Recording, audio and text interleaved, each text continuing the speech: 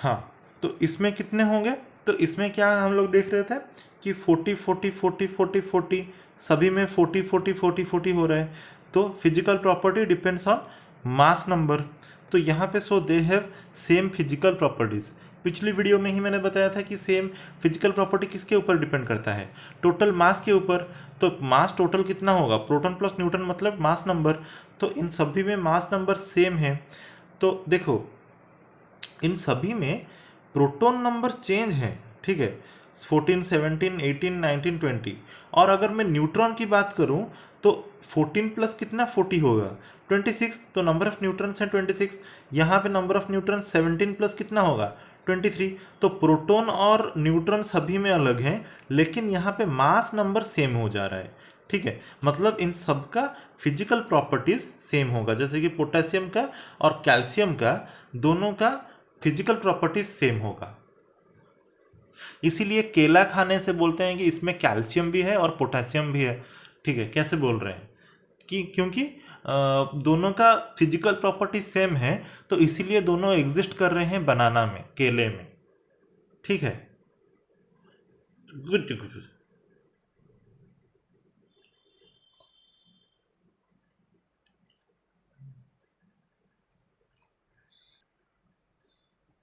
ठीक है, उसके बाद नेक्स्ट आता है हम लोगों का क्या क्या खत्म हुआ? आइसोटोप खत्म हुआ, आइसोबार खत्म हुआ। उसके बाद आइसोटोन, ठीक है। आइसोटोन, आइसोटोन मतलब same number of neutrons but atomic number and mass number are different. पहले वाले में क्या था? आइसोटोप में सेम नंबर ऑफ प्रोटॉन्स मतलब क्या था कि एटॉमिक नंबर सेम होगा। दूसरे में आइसोबार में क्या हुआ? एटॉम मास नंबर या फिर हाँ मास नंबर सेम हुआ, ठीक है। और तीसरे वाले में क्या हुआ कि ये दोनों ही डिफरेंट हो गए, लेकिन न्यूट्रॉन सेम हो रहे हैं। जैसे कि यहाँ पे सोडियम और मैग्नीशियम को कंपेयर किया गया है। सोडियम में कितना है प्रोटॉन? बोलो तो 11, मतलब यही है Z एटॉमिक नंबर। और यहाँ पे प्रोटॉन प्लस न्यूट्रॉन मतलब 11 में कितना ऐड हुआ, तो ये वाला मास नंबर आया 12 ऐड हुआ है।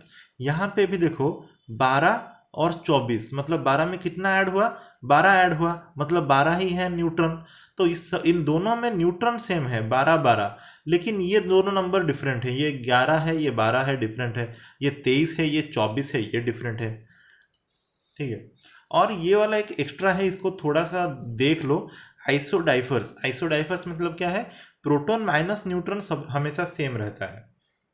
खत्म हुआ ये वाला।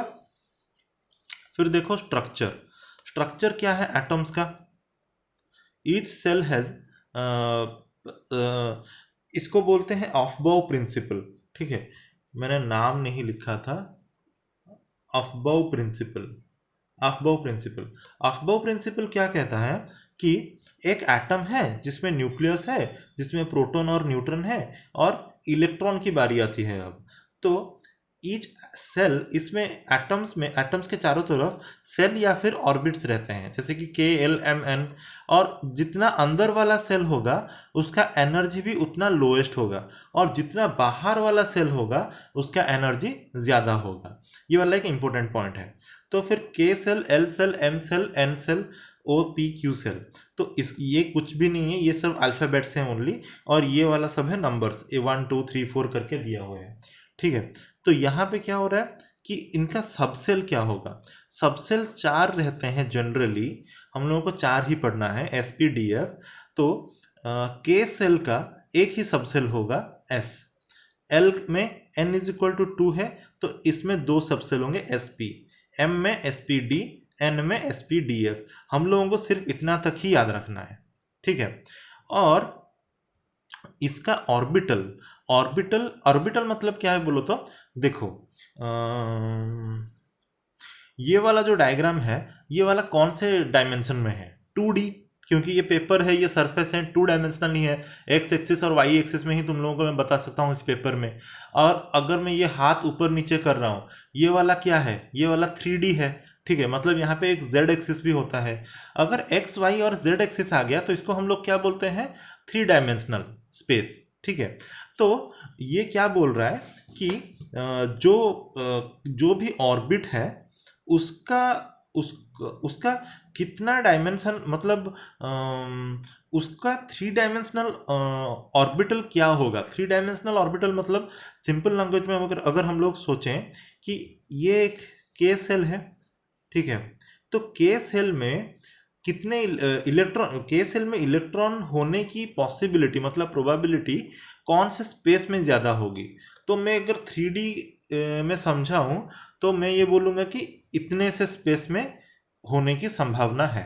अगर इससे ज़्यादा आउटर में देखोगे स्पेस में तो नहीं मिलेगा, ठीक है। जैसे कि अगर हम लोग प्लानिटरी सिस्टम हम लोगों का देखेंगे तो ये हमारा सोलर सिस्टम है, ये वाला सन है, ठीक है।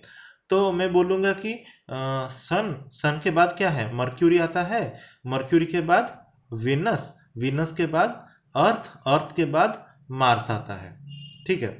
तो यहाँ तक मार्स आ रहा है, तो मैं बोलूँगा कि मार्स प्लैनेट को सोलर सन से, ठीक है, सन से मार्स प्लैनेट को ढूंढने में कितना 3D स्पेस में हम लोगों को सर्च करना चाहिए, मतलब 3 डायमेंशनल स्पेस में हम लोग कितना तक जा रहे हैं। सपोज इलॉन मस्क ने एक स्पेस क्राफ्ट बनाया है, उसको हम लोग कितना दूर तक जाने का फ्यूल देंगे, तो उसका 3D स्पेस हुआ इतना, ठीक है। तो इतने में ही वो स्पेसक्राफ्ट घूम के ढूंढेगा, तो एक लॉजिक बनता है। अगर कोई को बोलेगा कि नहीं नहीं यहाँ तक जाओ, यहाँ पे एक ऑर्बिट है, यहाँ पे भी मार्स मिल सकता है, तो वो वाला नॉनसेंस होगा, ठीक है। तो उसी को बोलते हैं ऑर्बिटल, मतलब कि एक 3 डायमेंशनल स्पेस जिसमें कि हम लोग सर्च करेंगे, ठीक है। तो उसी तरह इलेक्ट्रॉन के सेल में मिलने की संभावना जो है वो कितने ऑर्बिटल में जाना पड़ेगा, 1 ऑर्बिटल, ठीक है। ये वाला इतना इंपॉर्टेंट नहीं है ऑर्बिटल ऑर्बिटल समझना। प्रीवियस ईयर में कोई भी लास्ट के 15 साल के क्वेश्चन देख लो, कहीं पे भी इसका क्वेश्चंस नहीं आया है। सिर्फ इतना जानो कि के एल एम एन सेल होता है, एन इज इक्वल टू 1 2 3 4। फिर एक और चीज पता करने वाली है कि इनमें टोटल इलेक्ट्रॉन्स कितने होते हैं के एल एम एन सेल में। तो इसका एक फॉर्मूला होता है 2n²। ये वाला बहुत बार क्वेश्चंस आ चुका है, ठीक है, कि number of maximum number of electrons find करने का किसी भी आउटर मोस्ट सेल में फॉर्मूला क्या होता है। तो वो फॉर्मूला होता है 2n²। एन क्या है, ये वाला वैल्यू 1 2 3 4। तो अगर बोलेगा कि एल सेल में मैक्सिमम नंबर ऑफ इलेक्ट्रॉन्स कितने हो सकते हैं, तो एल का नंबर क्या है 2। तो 2 into 2² that is 2 into 4 that is 8। यही यहाँ पे लिखा हुआ है, ठीक है। देन नेक्स्ट आता है बोरबरी स्कीम। बोरबरी स्कीम ने ये वाला बात बताया था कि 2n² होता है, outer shell maximum of 8 electrons रख सकता है। Then Aufbau principal. अफबाउ मतलब कोई साइंटिस्ट नहीं है, अफबाउ मतलब इसका मीनिंग है इंग्लिश में बिल्डिंग अप, ठीक है। उसको बिल्ड, किसी को भी चीज़ को बिल्ड करना, इसका मतलब क्या है कि इलेक्ट्रॉनिक कॉन्फ़िगरेशन ये देता है हम लोगों को किसी भी एक नंबर का, किसी भी एक एलिमेंट का। इसको लिखने का तरीका क्या है, 1s 2s 2p 3s 3p 3d 4s 4p 4d 4f। इसको ऐसे ऐसे ऐसे ऐसे लिखेंगे, 6 से ये वाला कम हो रहा है। ऐसा नहीं है कि ये वाला कंटिन्यू नहीं हो सकता, मतलब डी ई एफ जी, मतलब sorry S P D F G H J ऐसे हो सकता है, लेकिन इलेक्ट्रॉन इतना दूर ऑर्बिट तक कभी भी नहीं जाता। इसीलिए जनरली सारे बुक्स में और हम लोगों के हमेशा स्टडीज में हम लोग पढ़ते हैं कि 5 के बाद ऐसे 6x 6p 6d ऐसे लिख देना है, ठीक है। तो इसको लिखने के बाद एरो हमेशा डाउनवर्ड इंक्लाइन में आना चाहिए, 1 2 3 4, और इसी क्रम में हम लोग इसी ऑर्डर में इसको लिखेंगे। देखो पहले क्या आ रहा है, यहाँ पे देखो 1s 1s, फिर 2s 2s, 2p 3s 2p 3s, 3p 4s 3p 4s, 3d 4p 5s 3d 4p 5s, ठीक है। ऐसे ही लिखते चलना है, इतना लंबा भी कभी भी नहीं आता। अगर इलेक्ट्रॉनिक कॉन्फ़िगरेशन पूछेगा तो ज़्यादा से ज़्यादा यहाँ तक पूछेगा, ज़्यादा से ज़्यादा, ठीक है। तो 1s 2s 2p 3s 3p इतना तक याद रखने से भी हो जाएगा काम। जैसे कि सोडियम का, अगर सोडियम का पूछ लिया कि इसका इलेक्ट्रॉनिक कॉन्फ़िगरेशन क्या है, तो सोडियम का कितना है एटॉमिक नंबर 11, ठीक है। तो हाँ, और एक बात, ये जो एस पी डी एफ है इनको सबसेल बोला जाता है। एक सेल, एक ऑर्बिट है, उसका सबसेल भी रहता है, ठीक है। तो इनका वैल्यू क्या होगा, s का वैल्यू होगा 2, फिर 6, फिर 10, फिर 14, ठीक है। तो 2, 6, 10, 14 याद रख लेना। तो s में ज्यादा से ज्यादा कितने रह सकते हैं इलेक्ट्रॉन्स, 2, p में 6, d में 10, f में 14। तो सोडियम इसी क्रम में हम लोग चलेंगे, ये जैसे लिखा हुआ है 1s, पहले सिर्फ ये लिखना 1s 2s 2p, जितना तक भी लिख सकते हो, ज्यादा मतलब अंदाजे से ज्यादा मत लिखना, 1 2 3 लिख के फिर छोड़ देना, फिर काउंट करना। 11 है, 11 को हम लोग को फिल करना है, 11 प्रोटॉन्स को। 11 प्रोटॉन्स मतलब क्या है, एटॉमिक नंबर, और number of protons is equal to number of electrons है। तो यहीं से हम लोगों को पता चल रहा है कि 11 ही इलेक्ट्रॉन्स होंगे। तो इन 11 इलेक्ट्रॉन्स को इसमें सजा के रखना है। कैसे रखेंगे, s में कितने रह सकते हैं, 2, तो s में हम लोगों ने 2 रख दिया। फिर 2s, s यहां पर भी s ही है, s में कितने रख सकते हैं, 2, 2 और 2 4 हो गया, ठीक है। फिर आया 2p, p में कितने रख सकते हैं, 6 रख सकते हैं, तो 6 रख लो, 2 2 4 6 10 हो गया। उसके बाद अभी हम लोगों को चाहिए और एक, तो फिर हम लोग इस सीरीज का नेक्स्ट एलिमेंट लिखेंगे, नेक्स्ट क्रमांक लिखेंगे। तो 3s अभी लिखना है, और 3s, s में कितने रह सकते हैं, 2 रह सकते हैं, लेकिन हमारे पास बचे कितने हैं, एक ही बचा है, तो यहां पे 1 लिखना है। खत्म।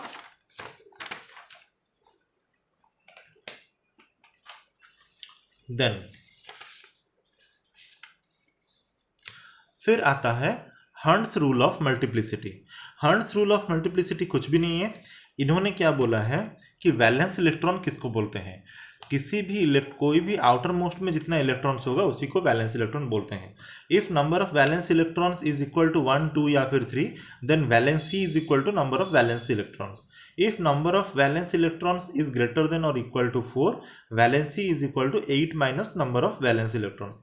अगर 4 या फिर उससे ज्यादा हुआ तो 8 में से माइनस कर लेना, ठीक है। जैसे कि यहां पे देखो, सोडियम के केस में यहां पे मैं पूछूंगा कि वैलेंस इलेक्ट्रॉन कितना है। वैलेंस इलेक्ट्रॉन मतलब आउटर मोस्ट, मतलब आखिर में कितने इलेक्ट्रॉन्स रहे, यहां पे 2, यहां पे 2, यहां पे 6, आखिर में कितना बचा, 1। तो अगर मैं बोलूंगा कि सोडियम एटम का वैलेंसी क्या है, कितना होगा, 1, ठीक है। अगर यहां पे 2 रहता तो हो जाएगा कितना, सोडियम की जगह अगर मैं मैग्नीशियम लेता, ठीक है, तो मैग्नीशियम का एटॉमिक नंबर है 12, तो 12 को कैसे रखेंगे, 2 2 4 6 10, यहाँ पे 2 आता, ठीक है, तो 12 कंप्लीट हो जाता इलेक्ट्रॉन्स। तो यहाँ पे अगर 2 आया है तो आउटर मोस्ट में कितना हम लोग बोलेंगे कि 2 ही है। तो मैग्नीशियम का वैलेंसी कितना होगा, मैग्नीशियम एटम का 2 होगा, तो 3 होगा, तो 3 होगा। लेकिन अगर 4 हो जा रहा है यहाँ पे, ठीक है, अगर यहाँ पे 4 हो जा रहा है, 4 होने के लिए s नहीं, उसके बाद p ही चाहिए, ठीक है। तो अगर 4 में जाके खत्म हो रहा है, जैसे 3s है, उसके बाद अगर 3p भी आया और यहाँ पे अगर 4 आया, ठीक है, तो वैलेंसी कितना होगा, 8 माइनस 4 इज इक्वल टू 4। अगर यहाँ पे 5 आ गया, ठीक है, लास्ट में किसी भी एक एलिमेंट को ले लो जिसका कि कुछ एक 15 या 16 कुछ होगा नंबर, तो उसको सजाते सजाते लास्ट में आखिर में कितना बचा, 5 बचा, तो उसका वैलेंसी कितना होगा, 8 माइनस 5 3 होगा, ठीक है, ठीक है। 8 से ज्यादा कभी भी नहीं होगा, क्योंकि आउटर मोस्ट सेल में मैक्सिमम 8 ही रहते हैं, 8 इलेक्ट्रॉन्स ही रहते हैं। तो ये मत सोचो कि अगर 9 हो गया तो 8 माइनस 9 होगा तो -1 हो सकता है क्या, ऐसी नौबत ही नहीं आएगी, क्योंकि आउटर मोस्ट सेल में मैक्सिमम टू मैक्सिमम 8 ही रह सकते हैं। अगर 8 रह गया तो 8 माइनस 8 0, उसका वैलेंसी 0 हो जाएगा, ठीक है।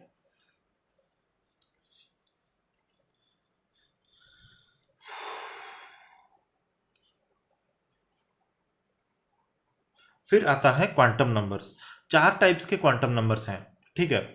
Principal quantum number, azimuthal quantum number, फिर आता है एक मैग्नेटिक क्वांटम नंबर, फिर आता है एक spin quantum number. Quantum numbers हम लोगों को क्या बोलते हैं, ये एक नंबर होता है, ठीक है। क्वांटम नंबर मतलब एक नंबर होता है, 1 2 3 4 कुछ भी। ये हम लोगों को सबसेल कितने हैं बताते हैं, ओरिएंटेशन, स्पिनिंग बताते हैं, और पोजीशन और एनर्जी बताते हैं। जैसे कि principal quantum number identifies the orbit number, size and energy of orbital. n is equal to 1 2 3 4, ठीक है। n is equal to 1 2 3 4। Principal quantum number को किससे डिनोट करते हैं, n से डिनोट करते हैं, और इसका वैल्यू कितना कितना कितना कितना हो सकता है, 1 2 3 4। अगर n इज इक्वल टू 4 है तो KLMN n वाला ऑर्बिट होगा, ये हम लोग को पता चल रहा है। फिर आता है आजीमुथल क्वांटम नंबर। आजीमुथल क्वांटम नंबर को डिनोट करते हैं L से। ये वाला डिस्क्राइब क्या करता है, सबसेल और angular momentum. Defines 3D shape of orbital. वो जो ऑर्बिटल मैंने मार्स का एग्जांपल देके समझाया है, उसका 3D शेप क्या होगा, मतलब कि अगर ये वाला एक, जैसे कि ये वाला देखो, ठीक है, इसके अराउंड अगर कोई एटम घूम रहा है, ठीक है, तो उसका एजीमुथल क्वांटम नंबर क्या बोलेगा कि एक माउस शेप के ऑर्बिट में ये वाला न्यूक्लियर मतलब इलेक्ट्रॉन घूम रहा है, ठीक है। अगर मैं फिर एक चेंज कर लूं और मैं एक ये मार्कर ले आऊं, ठीक है, और इसके अराउंड जो इलेक्ट्रॉन घूम रहा है वो इसके अराउंड घूम रहा है, तो वो क्या बोलेगा अजीमुथल क्वांटम नंबर, कि ये वाला वो शेप है 3D शेप जिसके अराउंड की वो घूम रहा है, ठीक है। फिर एजीमुथल क्वांटम नंबर डिपेंड करता है n के वैल्यू पे। कैसे n के वैल्यू पे डिपेंड करता है, कि for principal quantum number n, L has values 0 to n-1, ठीक है। अगर n इज इक्वल टू 3 हुआ, मतलब KLM m सेल हुआ, तो इसका ऑर्बिटल का शेप वो कैसे बताएगा, then L is equal to ये वाला जितना वैल्यू होगा उससे थोड़ा एक कम कर लो, और 0 से रेंज होगा, 0 से शुरू होगा, तो 0 1 2। फिर magnetic quantum number. Magnetic quantum number depend किस पे करता है, एजीमुथल क्वांटम नंबर पे, ठीक है। एजीमुथल किस पे कर रहा था, प्रिंसिपल क्वांटम नंबर पे। तो मैग्नेटिक क्वांटम नंबर को हम लोग बोलते हैं m। ये वाला क्या होता है कि depends on azimuthal quantum number. If L is equal to 0, m is equal to 0। Azimuthal अगर 0 होगा, m इज इक्वल टू 0 होगा। L इज इक्वल टू 1, तो m इज इक्वल टू क्या होगा, 0 +1 -1, ठीक है। L इज इक्वल टू 2, तो m क्या होगा, 0 -1 -2 +1 +2, खत्म। फिर आता है spin quantum number. Spin off electron in an orbital ये बताता है। स्पिन मतलब क्या, जैसे हम लोग क्रिकेट में बॉल को स्पिन करते हैं, उसी तरह से क्लॉकवाइज या फिर एंटी क्लॉकवाइज। क्लॉकवाइज होगा तो +½ एंटी क्लॉकवाइज होगा तो -½ ये एक नंबर होता है, सिर्फ इतना डीप कॉन्सेप्ट में मत जाओ, ठीक है। Polish exclusion principle. Polish exclusion principle क्या कहता है कि no two electrons in an atom can have the same set of all the 4 quantum numbers। मतलब कि हम लोगों का क्वांटम नंबर्स कितना हुआ, n, l principal quantum number, azimuthal quantum number, magnetic quantum number और स्पिन क्वांटम नंबर। किसी भी no two electrons in an atom can have the same set, मतलब किसी एक इलेक्ट्रॉन का n l m अगर सेम हो गया, दो इलेक्ट्रॉन का, ये एक इलेक्ट्रॉन है और ये एक इलेक्ट्रॉन है, ये सेम है, ये सेम है, ये सेम है, तो ये वाला डिफरेंट होगा, ठीक है। कोई भी एक डिफरेंट होना चाहिए, चारों सेम नहीं हो सकते।